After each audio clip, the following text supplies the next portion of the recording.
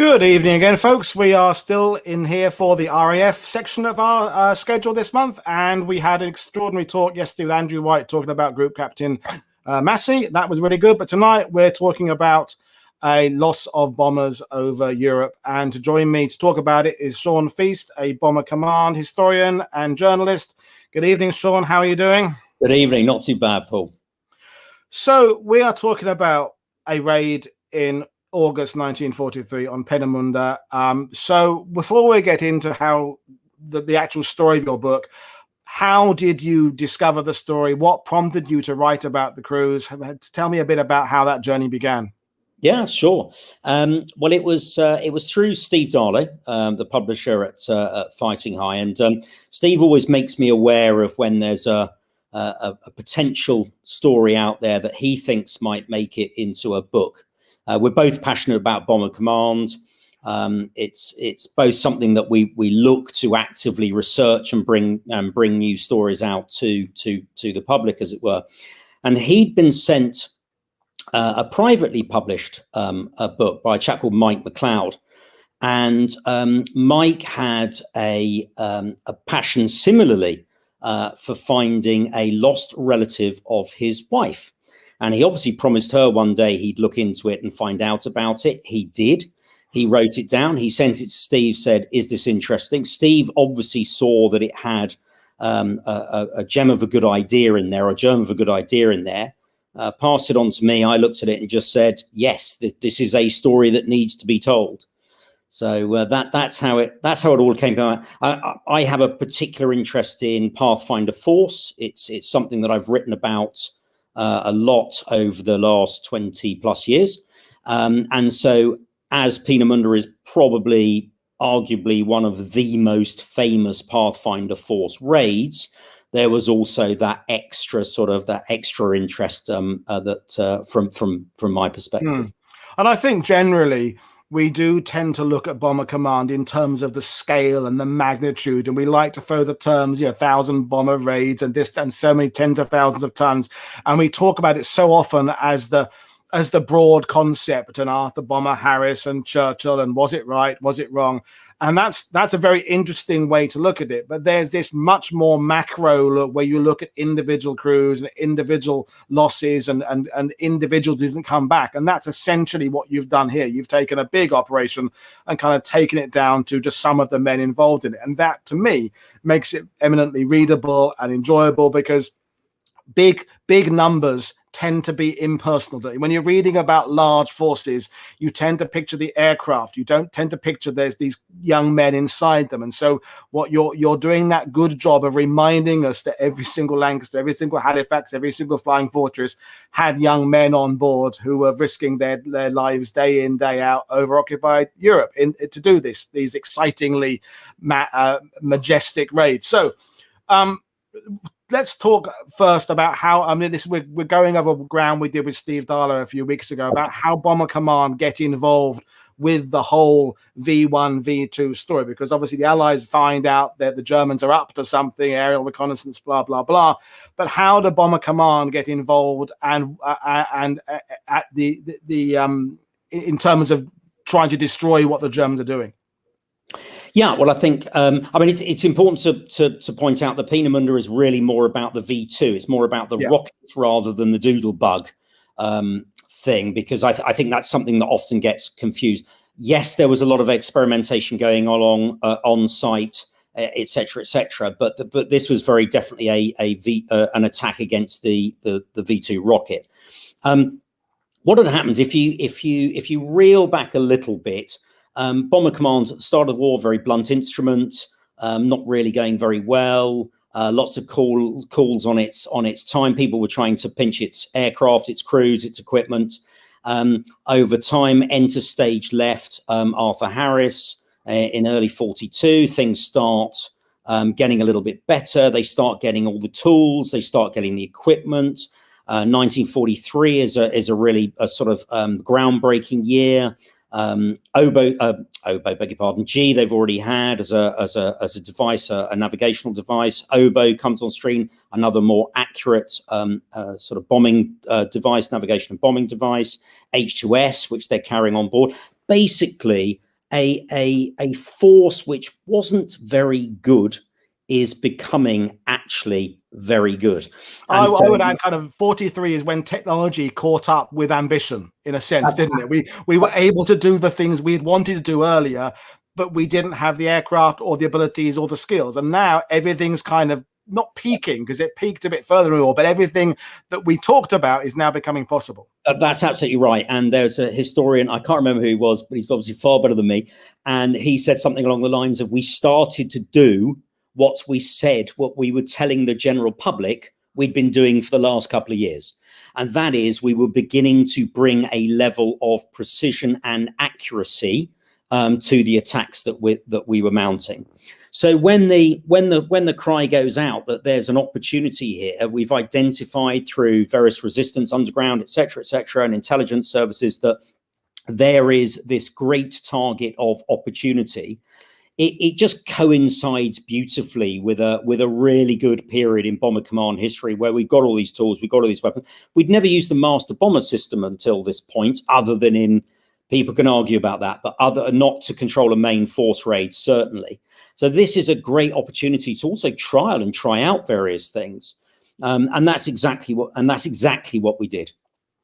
And a good time to mention exactly what a master bomber is, because it comes up several times in your book, and I have read your book. For those who haven't read your book, what is a master bomber? Okay, a master bomber in the most simplest terms is the chap who orchestrates an entire raid. So if you think of Pathfinders in its very simplest sense, they are the people at the vanguard of every operation. They turn up at the start of the raid, they identify the target, they mark the target, and then they stay over the target, remarking the target as required, moving the aiming point, etc., etc. And for the main force, so the bulk of the attack, who come in and aim at the markers that the Pathfinders put down. And what the master bomber does is, he is literally, they call them the master bombers, or in 5 Group they call them the master of ceremonies. You've got the chap who is controlling the entire raid. So if something isn't going right in the raid, if the marking isn't quite accurate, he will call in for new markers. If the markers are being swamped by the bombs, because you've got to remember, you got markers down there that you're suddenly chucking a whole load of tonnage of heavy explosives, and incendiaries are going down. Those markers can be obliterated themselves, so you're having to remark the target. You had things called creep back, where people are actually dropping their bombs a little short, so you need to remark to remind people where they should be bombing, etc., etc. So these guys, the master bombers, are absolutely at the top of their game, and they can be over the target, as the master bomber in this case was. You can be over the target for 40 minutes, an hour, sometimes an hour and a half, controlling the raid. So when we talk about the bravery of Bomber Command generally, I think somewhere down the line, we need to get into our heads just how incredibly brave the people of Pathfinder Force were, in particular. Yeah, I mean, every cliched war film, the Memphis Belle or whatever, you're getting the sense everyone wants to get in and then get out as quickly as possible and go back home again. And flying around over the target for an indefinite length of time, is counterintuitive in terms of survival, isn't it? It's not obvious. So going back to V1s and V2s, so when I had Steve Darlow was on, and we're talking about the difficulty of finding the V1 bases, and because they're moving around and changing, and that was all over here. I put this map up that you kindly gave us, Sean. So that's all over here in France, the Low Countries. Now, Peenemünde, by contrast, is a much bigger target, but it is that much further away. And for those it's right over here. And so, if we had found out about Peenemünde 2 years earlier, had they been doing something there 2 years earlier, we'd have struggled to get any aircraft anywhere near it because of ranges. But by 43, things are becoming a bit more possible. So let's talk about the overall planning of how the Allies decide to attack Peenemünde, and then we can move on to the cruise and the essence of what you're writing about. Yeah, sure. No, understood. I mean, as you can see from that map there, it's right on the Baltic. It's out near Stettin. Stettin, by the way, is a round trip of around about 9 hours. Again, just get that into your head, what it must be like trying to maintain any level of concentration for that amount of time.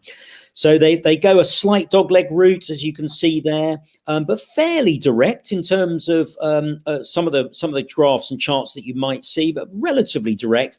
Now, crucial in amongst this is that little dotted arrow that sort of spins off down to the right and heads down to Berlin. That's the crucial bit, because that is the spoof raid. That is eight, I think it was 8 Mosquitoes from 139 Squadron who carry out a spoof attack.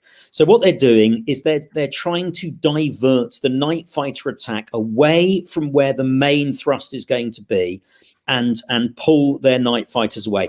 And it was incredibly successful. I mean, it couldn't have worked any better.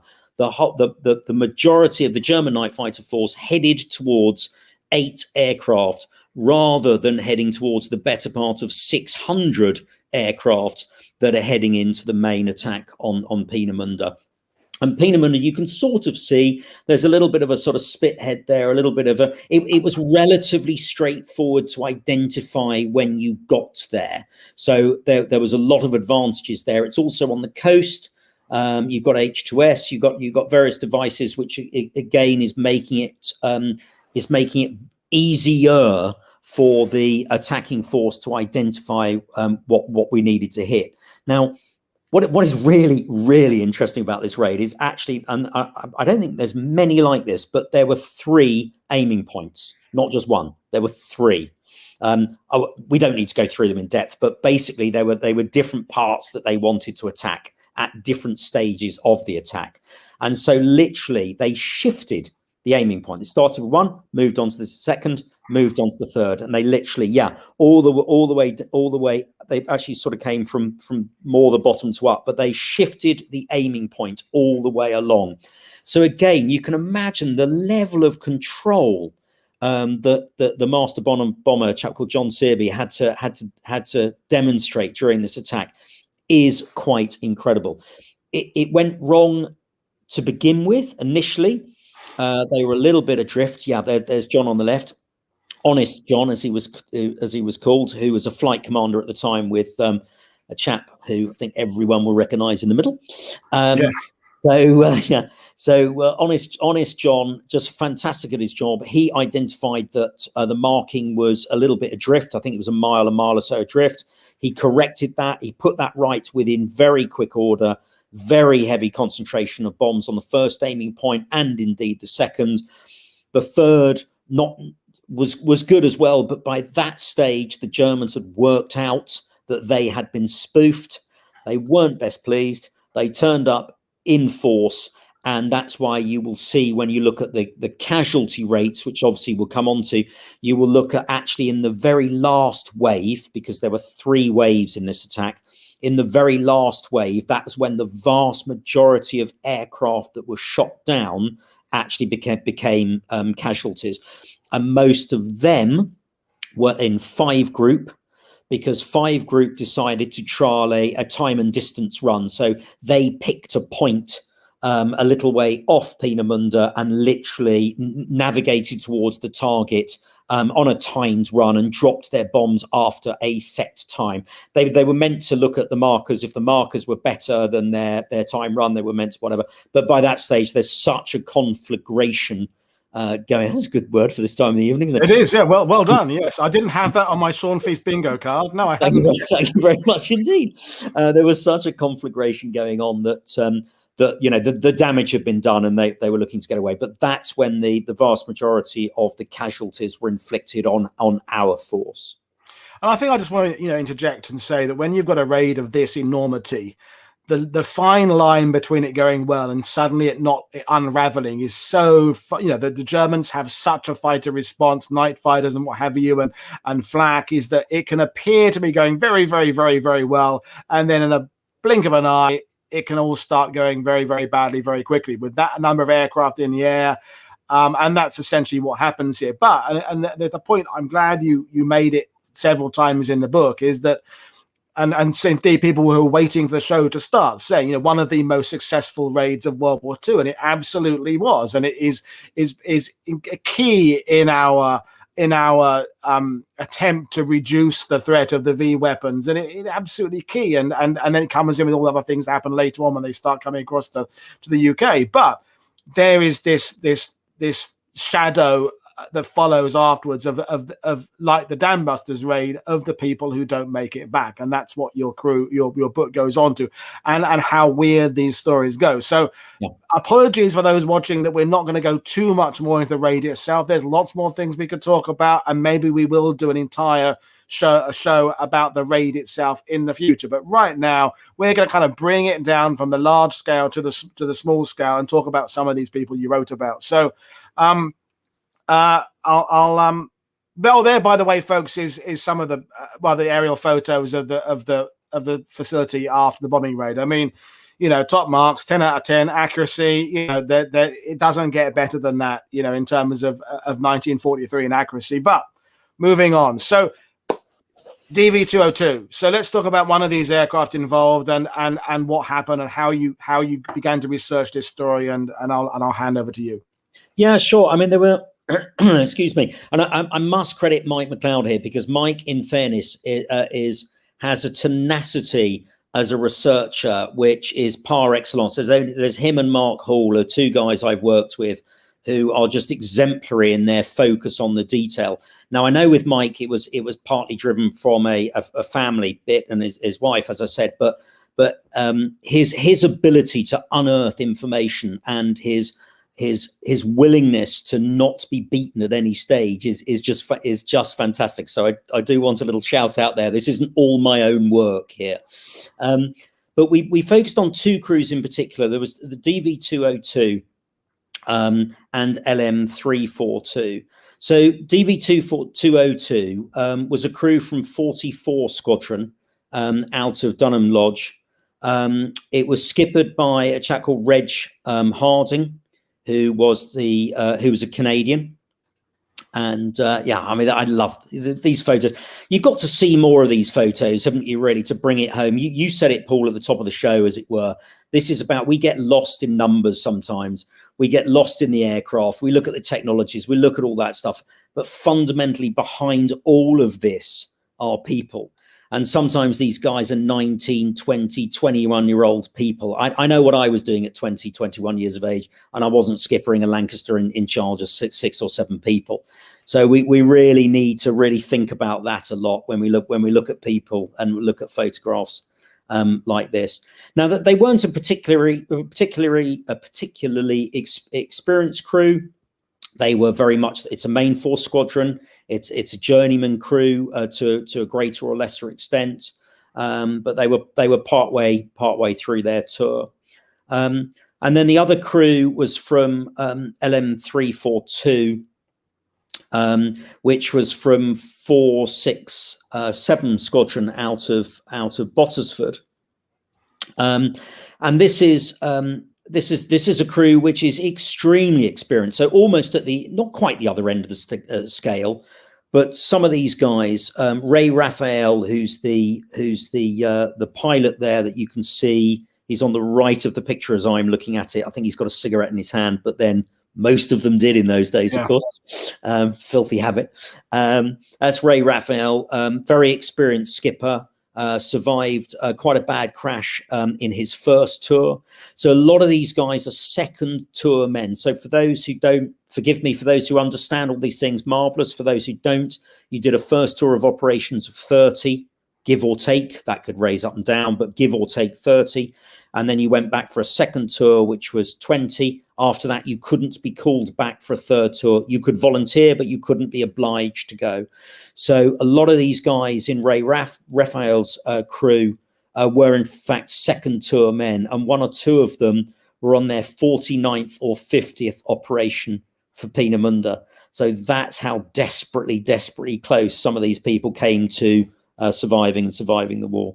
Which is just insane, thinking about that number of missions. I mean, I had a cousin who was on Halifax and then went to Lancaster's, killed over Germany in 44, and he was on his third tour. And you think, just crazy. And he had, he went from navigator to pilot, which is reasonably unusual, and kind of could have gone back. And he just, why did you go back in it again? But yeah, again, 19, 20 years old, full of excitement and that do or die. It's never going to happen to me. They all must have gone into the air every single time thinking they were immortal, because if you didn't, you'd never get in the aircraft in the first place. I always marvel at that. I remember Robert Morgan, the pilot of the Memphis Belle, would gather his crew before flying and say, if there's 1,000 bombers today and only one comes back, it'll be us, won't it? They'd all go, yes, yes. And they went into the air every single time believing that. And all of these guys, Harding and Rafa, must have got in that aircraft every time thinking, it's not going to be me. Whatever happens, I'm going to be coming back in and taxiing into this airfield later on, and I'm going to be having a beer in the canteen. If you didn't think that way, you'd never function. Yeah, absolutely right. And I also think the other thing, as a general point, and that particularly relates to these two crews as well, is that there is a tendency to look at all of these people as though they were professional servicemen. Okay, yeah. We all look at these people and we think that they were regular RAF. Well, they weren't. I mean, Adam Brand, who's one that we'll talk about a little bit later on. He worked for the Postal Service. He was basically a postie. He was a sorter for the post office, as I said. And the what's so extraordinary about a lot of these people is how ordinary they actually were. But how they went on to do extraordinary things. And some of them loved it, by the way. I mean, I've interviewed Pathfinders over the year who genuinely, one of them I really recall just turning around and saying, look, I'll be honest, I had a great war. I thoroughly enjoyed myself. He wasn't a regular. He found himself in Pathfinder Force. He found himself. And a lot of these main force crews as well really wanted to get into Pathfinder Force because it was a bit like, I want to be in the first 11. I've suddenly discovered I'm actually good at this. I'm good at this. I'm good at my job. And actually, I want to take it as far as I can go. I want to push this now and see just how good I can be. So again, that's another myth that could do with exploding a little bit somehow, that almost these people are either at the top end, they're all the professionals, or with the handlebar moustaches and that sort of cliche, or at the other end, they're almost press ganged, couldn't wait to drop their bombs and run home. There's that sort of middle ground that never really gets talked about or discussed. And I think also, I was driving back today with my mate Colin, and we were talking about when it gets into the debates on the whys and what have you as a bomber command and Harris's policies and this, that, and should we have done this and should we have done that, and civilian casualties and RUA, you can't expect 20-year-old crewmen to have any understanding on a broad level of the policy and they're just excited to be doing their bit for their country. And I think you can have these two debates. You can debate the wisdom of using bomber forces. You can debate, should we have targeted that? Should we have targeted that? That's one debate. And the other discussion is, how brave were these crews? And when you're 20, 21 years, some of them, as you say, were postmen and factory workers and students, and suddenly they're flying how many tons of aircraft over Normandy and Germany with bombs in it. They're not thinking, is this part of the greater policy that we should be doing? They're 20 years old. They're just doing their job and they want to do their job, and that's it. And you can talk about the two aspects separately, and yet they are the same subject. Anyway, let's go back to the crew and explain what happened to them. So unfortunately, both of the crews were shot down. It's not quite clear who they were, whether they were shot down by night fighters alone or night fighters and a combination of flak. We do know, as I say, both aircraft were in the last wave. There were 40 aircraft lost in total. 29 of those were in that last wave. So that gives you some idea about the chop rate, as they would call it, not my word. That's what they would call it in that last wave. Both of the aircraft, we know obviously both the aircraft crashed at some point. We know that one of those two aircraft is famously sitting in the middle of the Kolpien Kolpien Zee, I should imagine it's pronounced, which is a little sort of lake, or quite a large lake in the middle of Peenemünde, of the target area. There is a huge amount of debate that has gone on for 30, 40 plus years as regards whether that aircraft is DV202 or whether it is LM342. So is it Reg Harding's aircraft from 44 Squadron, or is it Ray Raphael's aircraft from 467 Squadron? Now, one of the things that Mike discovered, and that between him and I we began to piece together, is where a lot of the missing air crew are actually buried. We wanted to try and find the graves of the people who were missing. And I know, Paul, you and I off air had a conversation about this word missing. What is incredibly frustrating about this entire story and about that word, which is a very sort of misleading word, is that the vast majority of the two crews from those two aircraft were not missing in the sense that we don't know what happened to them. In the vast majority of cases, as you will read in the book, the people we know, their bodies were recovered and they were buried. We have absolutely irrefutable proof. We have the German records that make it very clear. It says when their bodies were recovered. It says where they were buried, in and around the target area. So I think you, me, and I think most people, when we think of missing, we think of an aircraft coming down in the North Sea and never seen again, or sadly obliterated over a target area or something, and there's no trace of a body ever going to be found. What's incredibly frustrating about this story is that these bodies were found, they were recovered, they were buried, but they were buried by the Germans. And the next bit, which obviously becomes very frustrating as well, is that we had a fantastic service called the Missing Research and Inquiry Service, and the various units, which in fact, during the war, before the war ended and then after the war, went to very great pains to try and recover the bodies of anyone who was lost. So we recovered the bodies, and then they were reinterred in all of the fantastic, the Commonwealth war graves that you'll see dotted around. And in this case, unfortunately, because Peenemünde had become part of the Russian zone, there were all sorts of politics involved. And we're talking about now 1945, 46, and right the way through to 49.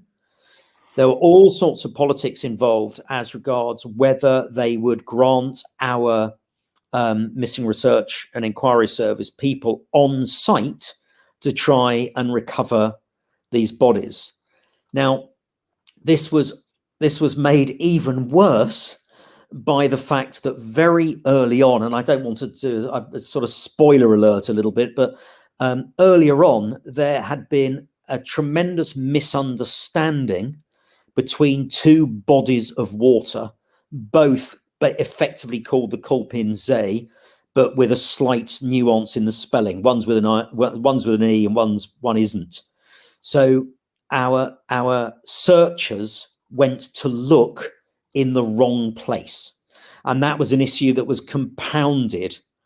Now, ultimately, they put that one right, and they realised that this is where the bodies were to be found. But by now, Peenemünde had been taken over by the Russians proper. The Russians spun a yarn that a lot of the area that we wanted to search was now one mass crater, so we wouldn't be able to find anything anyway. They had taken over the airfield at Peenemünde and were conducting their own experiments. So this had now become, unfortunately, not just an occupied area; it had become a top secret Russian base as well. So we weren't going to be allowed on. And this is where it gets, your book gets, the very exciting. In I'm not saying death is exciting, but in terms of the unraveling the mystery and unraveling the outcome. I mean, going back the word missing, because back in 43, the first use of the word missing is the fact that the groups back in England, aircraft have not returned, crews have not returned. So that means their fighting efficiency has been hampered. How many aircraft can they get up for the next operation? That's their first immediate concern, because they are trying to win the war. Then you have family members being told gradually what they are allowed to be told. Bearing in mind, there's still the secrecy. There's a war going on. So your husband, your brother, your father, your son has been missing. Then you get to the stage where, as you say, the war is now being concluded, but now politics has changed, borders have shifted. Now you're trying to go back and fill in all the blanks from 2 years earlier, but the situation has changed. The rules have changed, the borders have changed, Europe has changed. And that's why, you know, the lost graves, you know, what was so annoying is the graves had existed, and then somehow along the way they get lost. And going back to the top of the show, in the grand scheme of things, the raid is acknowledged as being this incredibly important one that helped, you know, this put pay to V2 efforts for some time. And yet down at the small level are families who don't have that resolution to their brother, their son, and all that's going on at the same time. So trying to continue with these mysteries and how it went and what you discovered, without giving everything away from the book, because obviously you want people to go and buy the book and have a good read of it. But I'll throw the photos up of the crew again as well, so we'll go back to that. But yeah, I'll let you carry on. Yeah. So I think, you know, taking your point, I mean, you know, some of the crew were Canadian, for example, and you've got some heartbreaking letters that are, you know, the family is desperately trying to find out what happened to their loved ones. They're communicating with other members of the family. I mean, can you imagine what it would be like to actually have a logbook? I mean, it's unusual for some of these logbooks to exist where they were actually killed, because, you know, a lot of them were destroyed later in, was it the 50s or 60s? They were destroyed at various points. But there it is, you know, that brutal word, those brutal couple of words, death presumes, that last operation that doesn't even get written up in full. It's just completed by the sort of the adjutant or what have you. So they're all desperately trying to find out what happens to their loved ones. They're often put in touch. I mean, the RAF are extremely good at this sort of thing. They put families in touch with one another so that they can, it's a great photo, isn't it? So that they can communicate with one another, because there's always a chance that one of them might have been a prisoner of war and might communicate. And sometimes actually personal correspondence was faster than the official channels sort of caught up. So sometimes people knew that someone was either alive or sadly didn't look like they'd made it ahead of the authorities.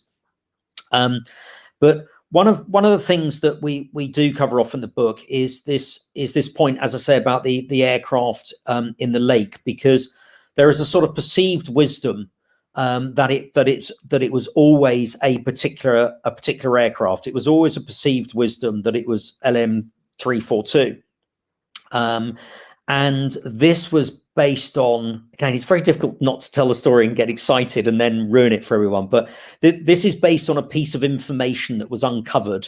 And what we're suggesting is that piece of information that was uncovered has actually made people charge down a rabbit hole, and it's made them leap to conclusions that I'm not convinced, and Mike is certainly not convinced is right. And we're certainly putting another theory in the book based on where a lot of the crew was buried, where a member of the two crews who has a known grave, so has a Commonwealth War Grave Commission grave. We know where his body was recovered. And by piecing these tiny pieces of evidence, there he is, Adam Brand, he was the postie. So by piecing these tiny fragments of information together, we've arrived at a different conclusion, which we hope is an exciting one.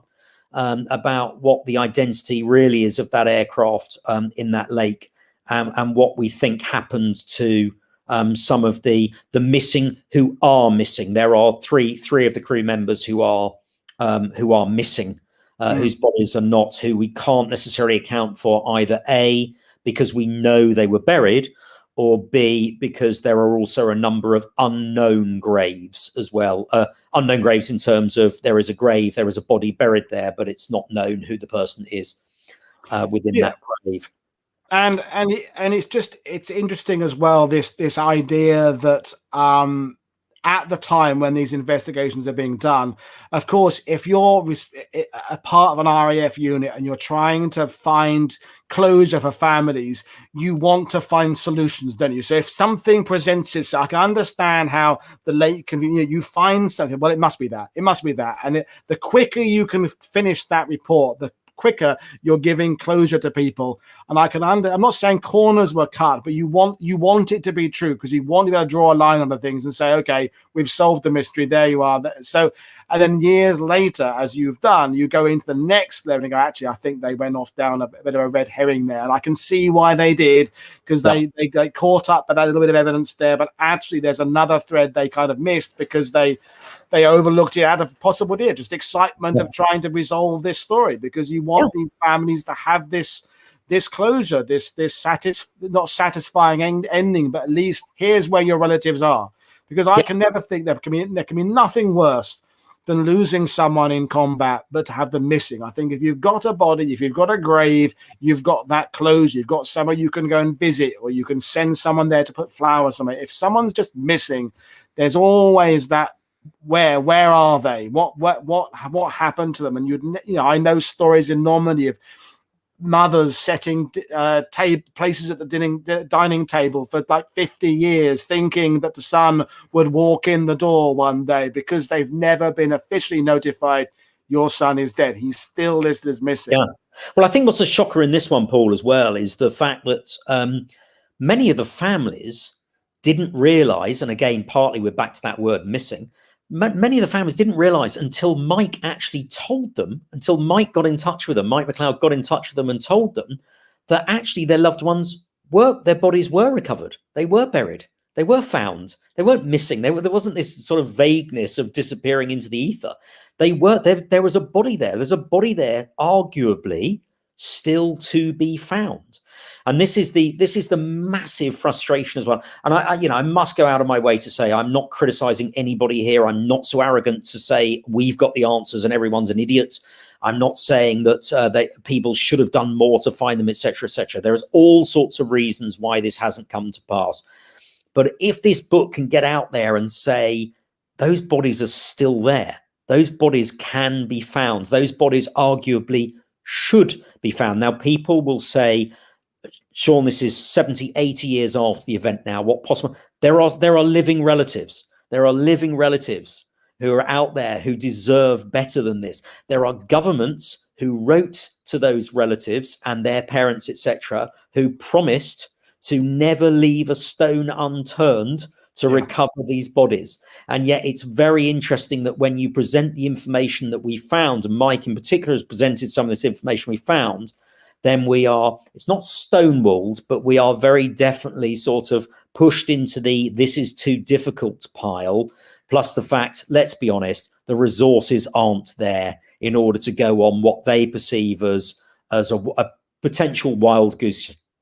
Well, that's the thing, isn't it? Because, we're talking about two crews here of 240 odd people who died that night, of one raid on one night in 1 year of a 6-year war for one nation. If you start going back sideways with that, where do you stop? But I would also say, as a counter argument to myself there, if we can extradite 98-year-old Auschwitz guards, as we are still doing today in 2021, if that is important to do, and I agree that it is, then this is also important to do. You can't say one is and one isn't. Either we do want to bring closure to these things, or we don't. And if we do, then it must be everything. Then finding out where missing servicemen are is as important as extraditing Auschwitz guards. I would say they're on a parallel. Totally agree. And, tricky old conversation, that one. But absolutely agree. And the Americans, the Americans stop at nothing to recover. It's that old thing, no one left behind, isn't it? They stop at nothing to recover, to retrieve. They would have been all over this. They would have been all over the information that we provided, absolutely all over it. And, it's just, I totally understand why, don't get me wrong, but I just find it sort of very, very frustrating that there was also a big gap. Let's face it, the Berlin Wall came down a long time ago. The thaw in the Cold War was, a long time ago. We've had lots of opportunity to revisit these things, and we simply haven't done it. And it's not shameful. It's just a shame that we haven't done it. And, you know, I want this book to be a wake-up call, if at all possible, that's really arrogant, but I want it to be a wake-up call to governments, to the MOD, to people, to not forget these people, not just think that it was such a long time ago, it's sometime never. And you're right, if we can remember the Holocaust in the way that we rightfully do, and we can still look at justice after all these years there, then at what point do we say that's worth looking at, but that isn't? And I would argue this is worth looking at. And it also raises that question when people say, why are we writing more books about Normandy? Why are we writing about the Battle of the Bulge still? Why are we writing about the raids on Germany? Because there are stories without endings still. That's why. And maybe rather than just retelling the same stories at an operational or command level, we should be starting at the bottom and going up rather than at the top and going down. And I think that's again, like we said at the top of the show, we talk about 1,000 bomber raids and 600 raids, and it's maybe the wrong way of looking at it. We should start at these individuals were part of this massive great thing, and that's where the tragedy is that the raid was successful, and yet there are all these families who still don't know what happened to their relatives. And so when we say there's nothing else to know about World War II, yes, there's lots of things to know about World War II. There's things we still need to conclude. So anyway, let's go back and talk about some of these people and just what you know about them as human beings. I think let's give a couple of minutes per person of what you can just say about these people. You might be challenging me there a little bit, Paul, in honesty. Well, in broad terms, you know, just in broad terms, you know, because some of these, you know, they were from different countries. There's Rhodesians and South Africans and Canadians. They were all 19, 20, 21 years old. And you know, when you look at the photos here, you know, we've got this, you know, young people going and doing these extraordinary things. So that was, I think, the favorite document you sent me there, because that's obviously a German one. So that's Raphael there. So explain what that is. Yeah. So so I'm struggling to see that a little bit, but you've got the notes there at the bottom. It's the bottom bit that's most important, because it's basically saying when his body was discovered, and you've got the date. So you've got the date at which death occurred, the sort of cross going on there, and then where it was buried by the Kolpian See. There it is there. So you can see that he was killed. So there is an official record saying Raphael was killed on the 18th of the 8th, which we know is the Peenemünde raid, and it took 5 days. 5 days later, 4 or 5 days later, his body was buried by the Kolpian See. So we know that there is definitive proof. He's not missing. He's by the Kolpian See. It's sort of, in a way, it's no more or less complicated than that. It is totally understandable that it took them 4 or 5 days after the event to recover and to bury these bodies. They'd lost an awful lot of their own people. The Germans, there was an awful amount of destruction caused, and so there was a hell of a lot of other things that would have taken priority over recovering and burying the RAF crew who had caused all this damage. But they did. Martin Parry was the bombing leader with Ray Raphael on 467, and that's again, the bombing leader is the top end of the tree. He is the guy who is the doyen of air bombers within his squadron. So another guy hugely experienced. So, and actually 467, it's worth pointing out, had a dreadful couple of days, because they lost their CO Cosmi Gom, who was in one of the earlier photos with Ray Raphael just side by side.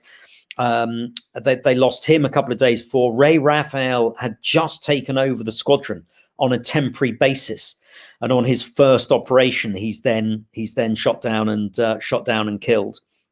So they were having a torrid time to lose 2 COs and their bombing leader.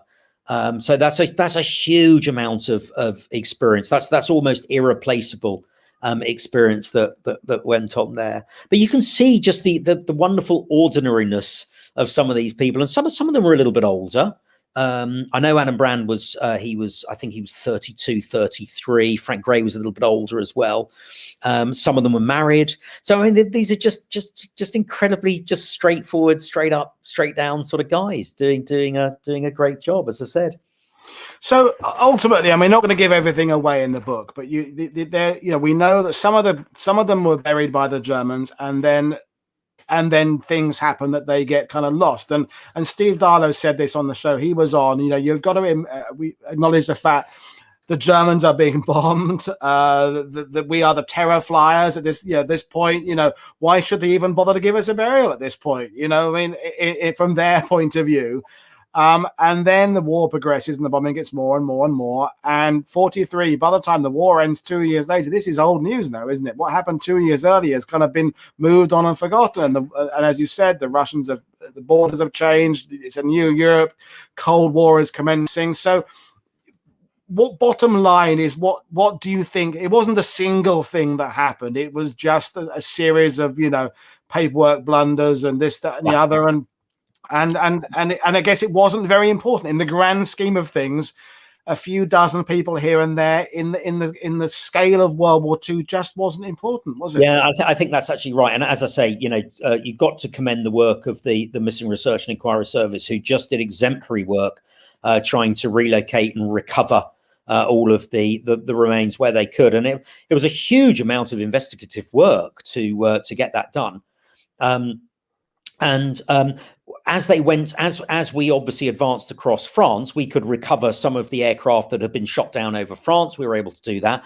But as we went into Germany, they weren't necessarily always as helpful as you would imagine. And one or two, we are aware, and a book I've written before, about people who were sadly murdered and lynched. And sometimes their bodies were buried, and the Germans simply wouldn't tell anyone where they were buried. So we totally understand that. But the MRES, I mean, they really did. It was the Berlin section of the MRES. Just kept searching, kept given the runarounds by the Russians. They were sent on false trails, as you say, but they really pressed. They really tried everything they could possibly do. They were given access to some parts of the fringes of Peenemünde, not really into Peenemünde proper.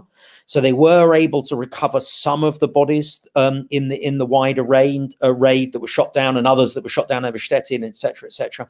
But they were never allowed the full access, and therefore the time that they needed to recover the grave. They kept getting a lot of false dawns. There was lots of yes, you can come, and then in typically Russian fashion, in the way that they had in those days, in that sort of they are in control, they would then withdraw that permission at the 11th hour when our guys were ready to rock and roll and go in and search. So yes, there was a trail of misinformation.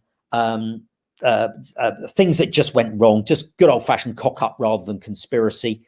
And then, as I say, the Russians not exactly being the most helpful at that time.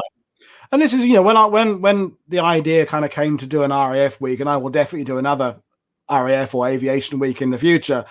You just search Amazon, and there are just dozens and dozens of books about Spitfires, and dozens of books about Lancasters, and the model types and the variants and the engine types and the changes and the navigation improvements and the so-and-so and the so-and-so.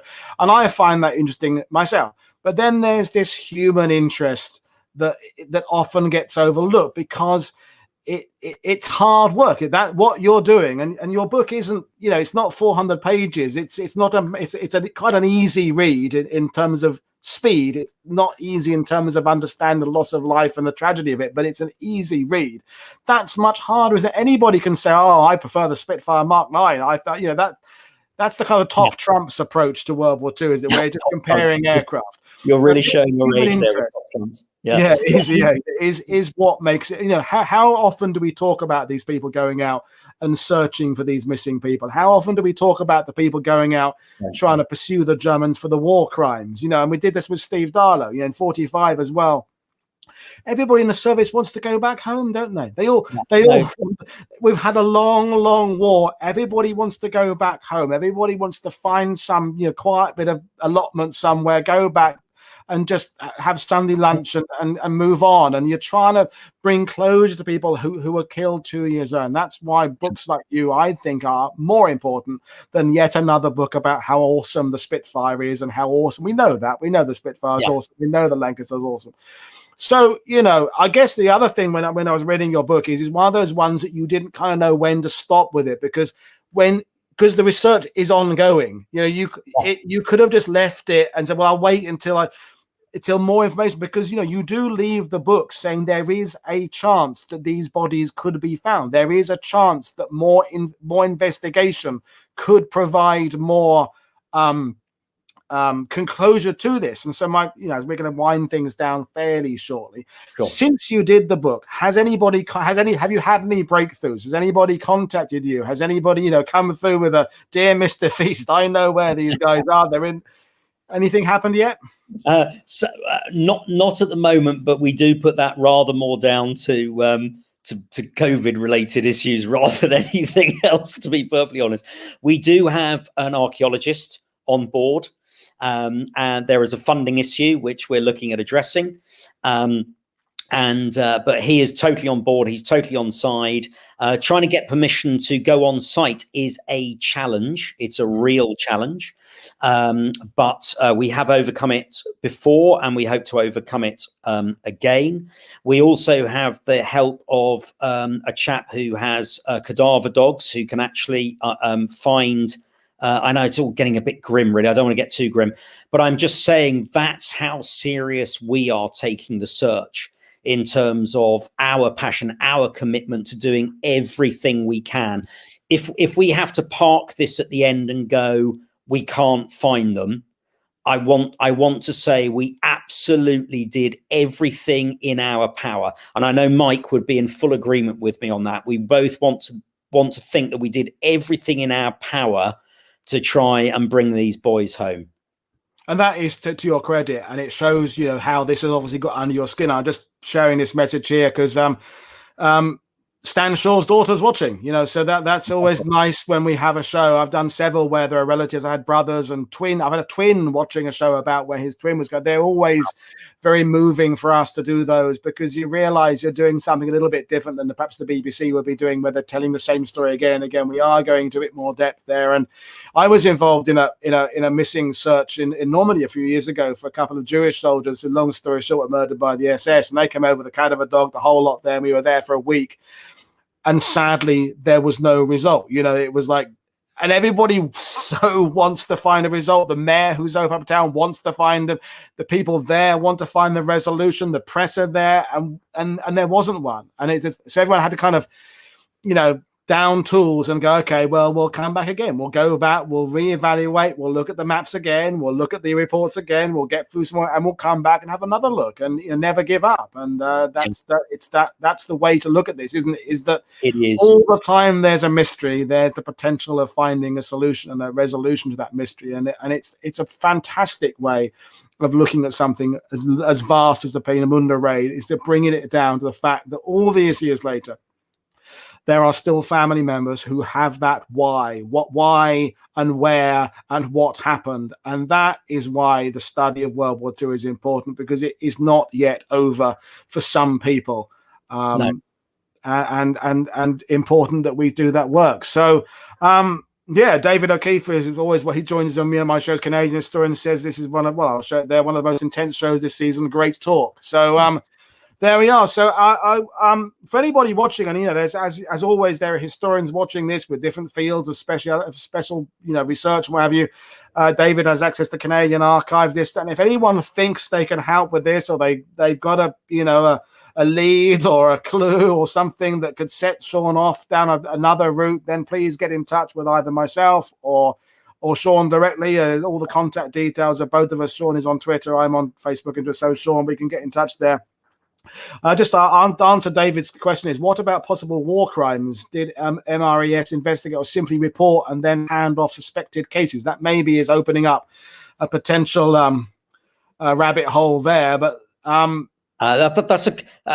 will very happily come back and discuss another project I was involved with, which involves the MRES and involved a murder investigation. I can piece all those together, and I can show you how they very definitely played a critical role in some of the war crime investigations, both at the time and subsequently.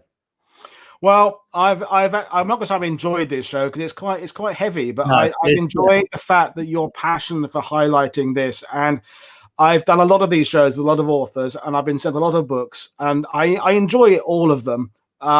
but yours is one of those ones that I enjoyed it, but I also felt it was very important. You know, it had that well, it's highlighting the fact that these families still don't have that resolution. I find that kind of hit hard. You know, someone who I lost a cousin, and my family knew what happened to my relative William Bunting. He was a Lancaster pilot, but they know where he's buried. None of my family have ever been to his grave in Germany, but they know where he was. They had postcards sent to them by the local German family who kind of adopted it and put grave flowers on it. And so they ended the war with a sad story, but it had that conclusion to it. They knew what he had done, they knew where he died, and they knew he was at rest, and that gave them some comfort. And for the people like Stan Shaw's daughters who's watching, you know, our heart goes out to you, and how difficult it must be to never have that resolution. And from that reason, I think it's a very important show to do. So, well, we'll have you back on again, Sean, to come and talk about something else. You know, you're prolific in your examination of Bomber Command, and I love your angle of going for the human interest stories rather than just another book about which model of aircraft had the whichever model seat that was changing so and so. So in terms of what we're doing this week, folks, don't forget we've got 2 more shows tomorrow, 2 fascinating shows. Matthew Willis is talking about Coastal Command in the Battle of Britain, and James Jeffries is talking about Bomber Command in the Battle of Britain. So again, we're kind of going slightly obscure, and everybody talks about the Spitfires and Hurricanes. We're going to talk about what was happening elsewhere in the Battle of Britain, because as we all know now, the Battle of Britain was a joint effort by everybody, including the Observer Corps and the Air Sea Rescue and the Navy and the civilians and the fire watchers. It wasn't just the guys with the cravats and the fighters doing their stuff over the skies of Kent. It was a team effort, and we will learn about that tomorrow. But Sean, thank you very much for joining us. Don't forget, everybody, check us out on Patreon. Check out the links. You can find the links below to buy Sean's book in both the USA and UK. There's links to Steve Darlow's website. There's links to our Facebook and Twitter pages, and that's it. So yeah, it was fascinating, Sean, and I had fun, and people watching it, we enjoyed what we did learning today. So there we are. I'm going to end the stream now. I will see you all again tomorrow. Say 2 shows tomorrow, 5 p.m. UK time and 7 p.m. UK time. So a busy one for me tomorrow, but I'm looking forward to that. Thanks for watching, and I'll see you all again very shortly. Thanks for watching. See you, gang. Bye.